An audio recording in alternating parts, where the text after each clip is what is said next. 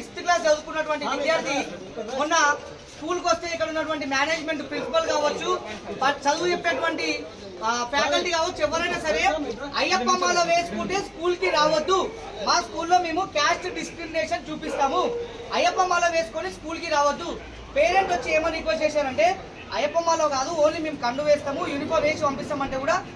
లేదు full uniform వేసుకొని రావాలి, shoes with shoes, school uniform ఏదైతే ఉంటుందో అది మొత్తం వేసుకొని రావాలని చెప్పి ఇక్కడ ఉన్నటువంటి మేనేజ్మెంట్ కావచ్చు, ప్రిన్సిపల్ కావచ్చు, పేరెంట్స్ కి చెప్పడం జరిగింది. ఒకవేళ అట్లా రాకపోతే మేము మీ పిల్లగాని అసలు వద్దాం మా స్కూల్ కి పంపించకండి, టీసీ ఇచ్చి పంపిస్తామని చెప్పి చెప్పడం జరిగింది.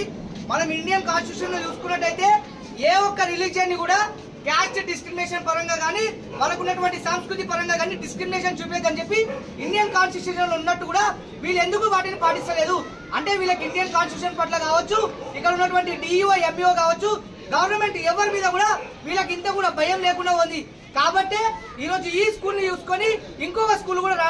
బయటికి ఇట్లాంటి సిచ్యువేషన్ రావద్దని చెప్పి ఈ రోజు ఏబీవీపీ ఈ యొక్క మేనేజ్మెంట్ స్కూల్లో ధర్నా నిర్వహించడం జరుగుతుంది. వెంటనే ఈ యొక్క మేనేజ్మెంట్ ఏదైతే ఉందో వారు వచ్చి ఈ యొక్క అయ్యప్ప స్వామికి క్షమాపణ చెప్పి ముక్కు నేలకు రాసి సమాధానం చెప్పాలి, లేకపోతే స్కూల్ మొత్తం బైకాట్ చేసి పిల్లల్ని పంపిస్తాం, రేపటి నుంచి స్కూల్ నడవకుండా మేము చేస్తామని చెప్పి ఏబీవీపీ హెచ్చరిస్తుంది. వెంటనే మేనేజ్మెంట్ వాళ్ళు ఎవరు ఉన్నారో వాళ్ళు వెంటనే రావాలి, లేకపోతే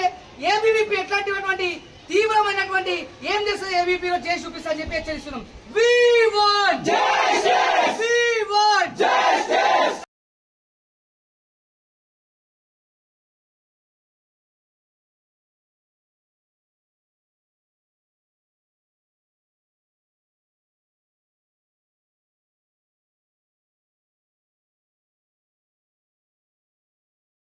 అనే విద్యార్థి